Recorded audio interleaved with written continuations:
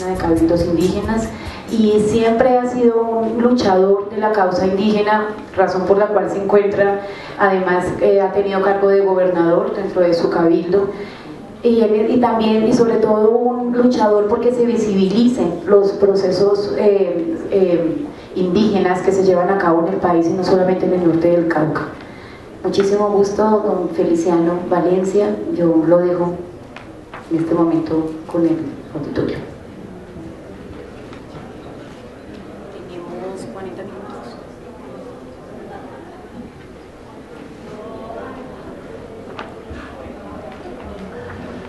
¿Cuál año huachati, huachati bukai que ya yo hueco, ya sai. Lech que cuyo llueva, naente. Kira Yejas Peono, bueno, pues. Primero, agradecimientos a los organizadores de esta conversa y encantados de compartir un poco con ustedes la visión del movimiento indígena caucano, que en los últimos años y en los últimos meses venimos caminando la palabra en el país. Igual que muchos colombianos y colombianas, los pueblos indígenas cargamos con dolores, cargamos con tragedias, cargamos con frustraciones y cargamos con esperanzas. Somos uno de los pueblos que está en proceso de exterminio según el informe de Naciones Unidas y según el informe del Relator Especial para los Pueblos Indígenas de la ONU. Como es de conocimiento público, los pueblos indígenas en Colombia representamos el 1.6% de la población colombiana. Estamos organizados en 102 pueblos indígenas, 84 conservamos la lengua materna y 18 estamos en vía de extinción, siendo los Nucacmacú los pueblos en más alto riesgo de desaparición en estos momentos. La lucha de los pueblos indígenas gira alrededor de 4 temas: tierra, territorio, gobiernos propios y autonomía. Esa es la agenda del movimiento indígena en el país. Y lo hacemos siguiendo las siguientes metodologías: memoria, que es más que historia. La historia siempre se escribe, la memoria se transmite, se hereda, se siembra, se cosecha, se recoge y se vuelve a sembrar. Conciencia, mucha conciencia, porque si no hay conciencia no hay identidad, no hay pertenencia, no hay raíz, no hay cultura, no hay fuerza. Colectividad, uno de los principios de nuestra lucha, porque solos y solas no podemos. La filosofía del movimiento indígena es luchar juntos, luchar en montonera, vivir en montonera, trabajar en montonera, redistribuirnos en montonera, gozar en montonera, caminar en montonera. De ahí lo colectivo. Y la unidad. No obstante de las dificultades, que son muchas, que tenemos en nuestras comunidades y territorios, nos mantenemos sobre la unidad, la trabajamos todos los días, la fortalecemos y la abrimos al resto de la población. Yo creo que en la sociedad, no solo la colombiana, hay unos problemas que tenemos que reflexionar profundamente. Por ejemplo, sentimos nosotros, lo sentimos porque lo hemos visto, lo sentimos por lo que escuchamos y lo sentimos en la interacción que como sociedad hacemos. Eso sí, no es una generalidad en el contexto. Hay unos paradigmas en la sociedad colombiana en los gobiernos, en los funcionarios y hasta en la justicia que tienen que reflexionarse. Por ejemplo, todavía hay gente en Colombia que indio es sinónimo de atraso. Todavía hay una sensación de que indio es igual a incapaz. Y hay una sensación de que indio es sinónimo de subdesarrollo. Y a rato nos hacen sentir como que somos un estorbo en la visión de desarrollo, en la visión de gobierno que se están realizando. Lo sentimos y tenemos que decirlo porque así a ratos escuchamos expresiones. Y yo creo que eso obedece a la lógica del desarrollo o el bienestar que está planteado en el ejercicio del modernismo. Hay una sensación de que para vivir bien hay que tener comodidades, para vivir bien hay que tener dinero, para vivir bien hay que tener reconocimiento social, y para vivir bien hay que ser importante. Ahora, eso es relativo de qué entendemos por bienestar, qué entendemos por desarrollo y qué entendemos por estar bien. Ahí hay un problema con el pensamiento de los pueblos indígenas. Y ahí hay un choque, yo creo que hay un choque de lógicas, el pensamiento y el mundo indígena, con el pensamiento y el mundo occidental fundamentado en esa visión de subdesarrollo para el bienestar que se cree la sociedad. Y entonces vienen los avasallamientos. Tenemos que decirlo porque nuestros territorios y nuestras comunidades sufren procesos de intervención sistemática a través de los tiempos. Por ejemplo, en nuestros territorios han hecho presencia todos los grupos armados que han existido en Colombia. Todos. Por ahí han pasado y han dejado sus huellas. Nuestros territorios son blanco de militarización sistemática y ascendente por parte de la fuerza pública. Nuestros territorios son blanco de intervención de intereses económicos con multinacionales, con transnacionales, con megaproyectos. Y nuestros territorios y comunidades son blancos de aplicación de ejercicios legislativos que colocan en riesgo la pervivencia de las comunidades indígenas. Eso deja consecuencias, eso deja costos, eso deja impactos que son difíciles de reparar, son difíciles de reacomodar, porque, por ejemplo, solo un tema, el tema del narcotráfico, el tema de la presencia de cultivos de uso ilícito dentro de los territorios, provoca una descomposición rápida y ascendente en los territorios indígenas. Tema bastante preocupante. El tema de la militarización de grupos armados legales e ilegales causa impactos fuertes en la población, porque unos y otros reclutan, unos y otros atropellan a la población, unos y otros atropellan los ejercicios autonómicos constituidos durante muchos tiempos, y unos y otros desconocen la visión del mundo indígena en la aplicación de sus proyectos en los territorios. Mejor dicho, los pueblos indígenas, no obstante de haber sido reconocidos hace 20 años en la Constitución Política de Colombia, que por primera vez nos permite incluirnos aparentemente, reconocernos aparentemente, hemos sufrido procesos de avasallamiento.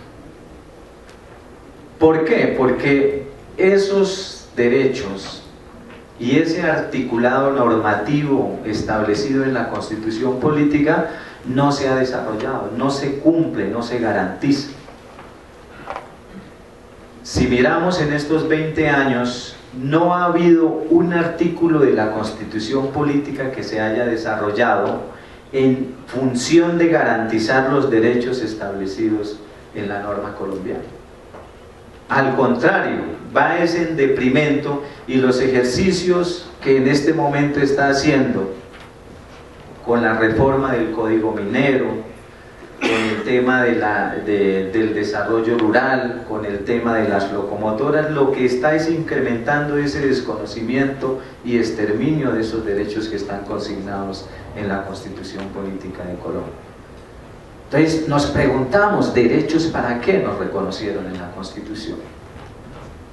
¿Era para cumplirlos? ¿Era para garantizarlos? ¿O era simplemente para mostrarle al mundo que esta democracia y este gobierno es incluyente en la letra, pero no en el desarrollo normativo? ¿Qué pretendía el Estado? Es la pregunta. Segundo, ha sido difícil en estos 41 años de lucha organizada que venimos librando en el Cauca mantenernos, proyectarnos y defender eso que hemos constituido por todos estos procesos anteriormente mencionados. Y eso riñe con la filosofía que los mayores nos dejaron a nosotros. Nosotros nos regimos el ejercicio del nombre, por decirlo así, de los pueblos indígenas. El pueblo Nasa es un pueblo originario en su ejercicio de constitución. No pertenecemos, según las investigaciones que hemos hecho, a ninguna familia lingüística del territorio colombiano. A rato nos decían que éramos descendientes de la familia Chibcha, pero después concluimos que somos un pueblo originario como tal. Ahí están los vestigios y las crónicas que se han ido escribiendo durante todo este tiempo. La disciplina la mantenemos y se hace a raíz de eso que compartí ahora rato, del principio de la colectividad para todo en nuestros territorios. La tierra es común, los bienes son comunes, el trabajo es comunitario, el gobierno es comunitario, la delegación de esos gobiernos son comunitarios, se rinde informe de manera comunitaria, la gente se da cuenta de todo lo que hacemos. Por eso cuando las autoridades convocan, toda la gente asiste, porque sabe qué es lo que está pasando en el mundo indígena. De ahí depende la convocatoria y la potencia que tiene este movimiento en el departamento del Cauca. Y las reivindicaciones, los ejercicios reivindicativos que hemos venido trazando en el tiempo, la hemos retomado de lo poco que nos han ido dando a nosotros. Por ejemplo, la ley 89 de 1890, que fue la bandera de lucha del movimiento indígena, el único resquicio jurídico que nos dejó la colonia y después la república en esos tiempos, fue el instrumento para nosotros pelear la tierra y lograr que los gobiernos y los estados nos reconocieran. Primero el libertador Simón Bolívar a través de las leyes de Indias, ahí están las crónicas, después la ley 89, después la Constitución Política de Colombia. Y la reivindicación que venimos planteando es el desarrollo de eso que han ido creando en la norma colombiana. Nosotros nos regimos bajo dos normas, por decirlo así. Primero, el derecho propio o la ley de origen, que es una ley natural, que es una ley de la tierra, que es una ley de la madre naturaleza, que ahí están todos los componentes normativos del mundo indígena, que eso no se entiende y no se interpreta en la jurisprudencia colombiana. Por eso esa justicia occidental a veces atropella y ataca a la justicia indígena, porque nosotros decimos que no es sanción sino corrección, porque nosotros decimos que el que mata, el que viola, el que agrede, que el que atropella al otro, no solo tiene un problema de pensamiento, sino un problema de corazón. y que la justicia para restaurarlo y armonizarlo no solo es meterlo en la cárcel, sino curarlo, sanarlo de verdad, porque si no, nada estaríamos haciendo. Y por eso lo practicamos con rituales. La justicia no entiende eso y a rato atropella la justicia propia en su ejercicio. Ese es un ejercicio de la reivindicación nuestro: reconocimiento, respeto y garantías para que ese mundo indígena pueda seguir sobreviviendo en el tiempo y en el espacio. Y de ahí parte la autonomía. La autonomía no interpretada como una autonomía gueto para pueblos indígenas. La autonomía interpretada para poder gobernarnos nosotros, para poder controlar el territorio, para poder mantener el equilibrio, y una autonomía que puede conversar con otras autonomías en el país. Por eso también le hicimos la claridad a la sociedad colombiana. ¿Qué quieren los indígenas en el Cauca cuando expulsan a los actores armados? Lo que nosotros queríamos es tranquilidad.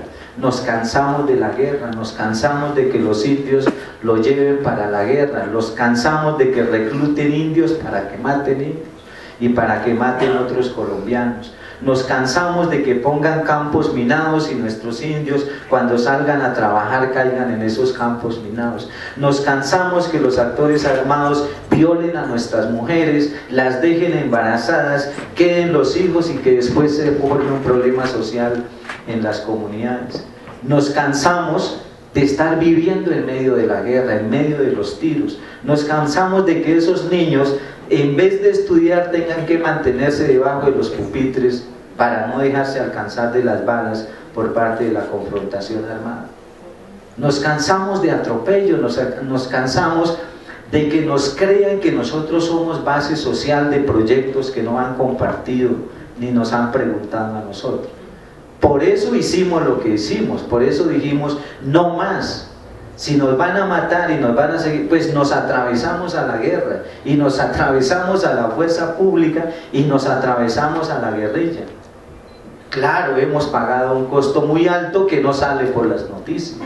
Nosotros, después de las acciones del Berlín, que fueron entre el 13 de agosto, después de que el presidente Santos fue a la María a pedir perdón y a decirnos que fuéramos socios para la paz y que nosotros se lo aceptamos, nos han matado 44 compañeros. Nos han matado 44 en un trayecto no menos de 200 metros y en un trayecto altamente militarizado. Usted encuentra soldados cada 10 metros y nos han matado la gente allí. Le hemos reclamado, no entendemos por qué están matando. Y desafortunadamente el 60% de esos muertos cometidos por la guerrilla de las FARC. Por eso le reclamamos en una carta a propósito de las negociaciones: ¿de qué paz hablan, señores de las FARC? ¿De qué paz hablan, señores del gobierno? Cuando están sentados allá y siguen masacrando a la gente. Pero bueno, ahí vamos. Pero no obstante de eso, los ejercicios de reivindicación se mantienen. No vamos a desistir, vamos a seguir caminando, vamos a seguir movilizando, vamos a seguir denunciando, vamos a seguir visibilizando toda esa situación que se viene presentando. Pues no contamos con los medios masivos de comunicación, porque ellos no van a mostrar la realidad que estamos viviendo nosotros allá, pero sí contamos con medios alternativos, con los medios nuestros. A nosotros nos tocó crear 32 emisoras comunitarias en el departamento del Cauca. Ahí corremos la noticia y se hace fácil la convocatoria porque por esos medios llamamos a la gente. Ese proceso en el norte del Cauca funciona como una telaraña. Alguien toca una cuerda y todo se activa en la organización indígena. Entonces, eso queríamos compartirle. Y bueno, este proceso no es tan conocido, desafortunadamente. A veces se conocen por las noticias, pero no se conoce más allá de la realidad que estamos viviendo. Afortunadamente ahora varias universidades de la capital, como la Distrital, como la Universidad Nacional, incluso como la Pedagógica y la Pontificia Bolivariana, se han acercado al norte del Cauca. Estudiantes comprometidos han dicho: nosotros queremos ayudar, enséñenos, aprendan en nosotros. Hemos establecido convenios y hermanamientos de lucha social de manera pacífica, para que los jóvenes no solo reciban lo que le están dando, sino que corroboren eso en terreno, se metan allá, compartan con nosotros y entiendan que los indios no solo somos problemas, que allá hay propuestas, que allá hay alternativas, que allá hay iniciativas de producción, de alimentación, de transformación, de construcción social. Eso han ido a conocer los muchachos allá. Ojalá en poco tiempo eso se empiece a replicar en las universidades y la academia también haga su ejercicio de aporte, porque lo debe de hacer, igual que los medios de comunicación. Feliciano, muchas gracias. Tenemos posibilidad.